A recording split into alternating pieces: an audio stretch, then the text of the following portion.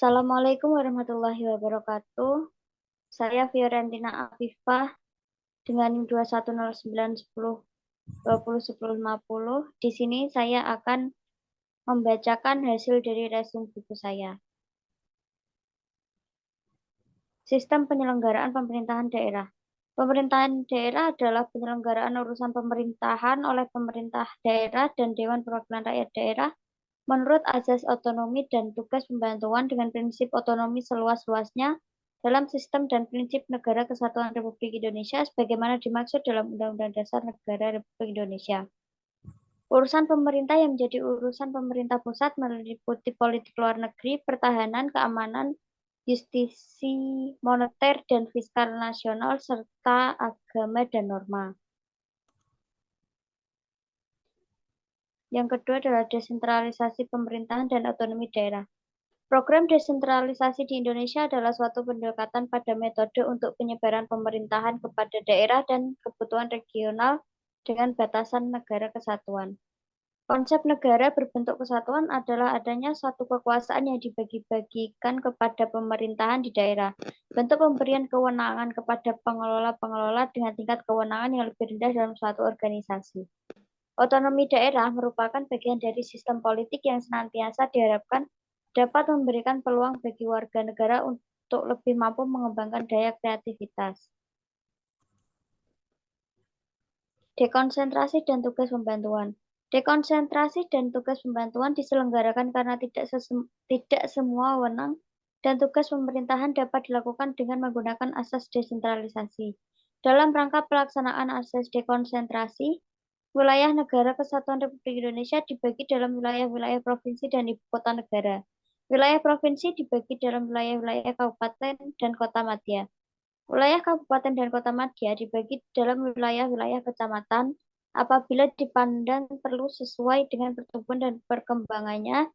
Dalam wilayah kabupaten dapat dibentuk kota administratif yang pengaturannya ditetapkan dengan peraturan pemerintah.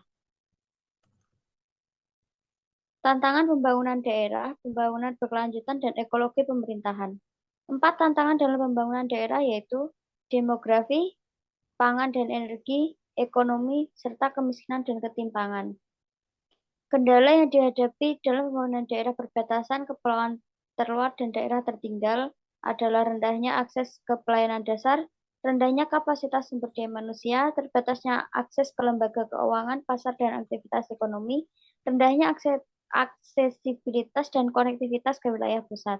Konsep pembangunan berkelanjutan adalah pembangunan yang dapat memenuhi kebutuhan generasi saat ini tanpa mengorbankan kepentingan generasi yang akan datang. Indikator pembangunan.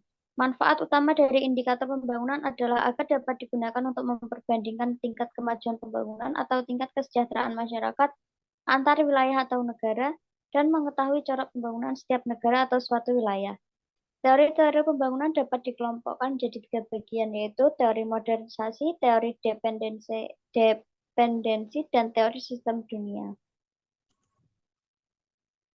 Perencanaan dan penganggaran daerah dan desentralisasi fiskal.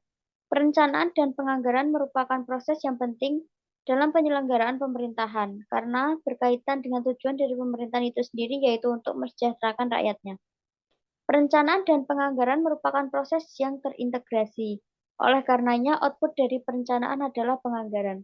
Desentralisasi fiskal dapat mendorong ke arah ketidakstabilan ekonomi makro yang pada gilirannya akan menghambat pertumbuhan ekonomi.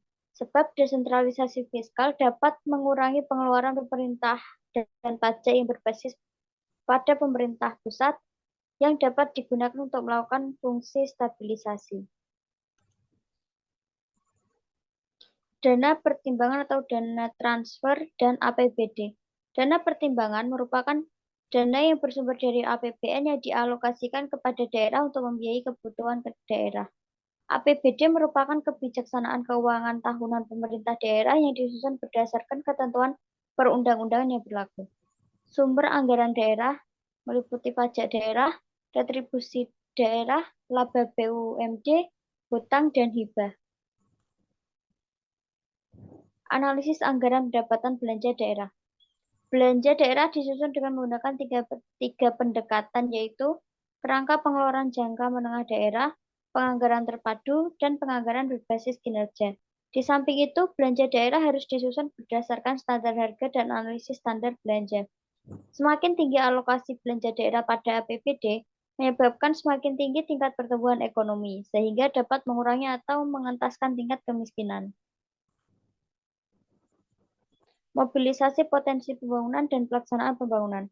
Mobilisasi potensi pembangunan dapat didekati dari berbagai segi, antara lain mobilisasi dana pembangunan, penguatan kelembagaan, menggerakkan partisipasi masyarakat, pelaksanaan pembangunan, koordinasi, pemantauan dan evaluasi, serta strategi pembangunan potensi ekonomi daerah.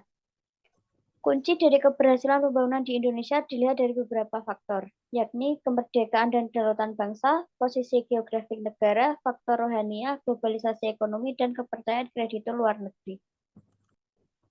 Sekian dari saya. Wassalamualaikum warahmatullahi wabarakatuh.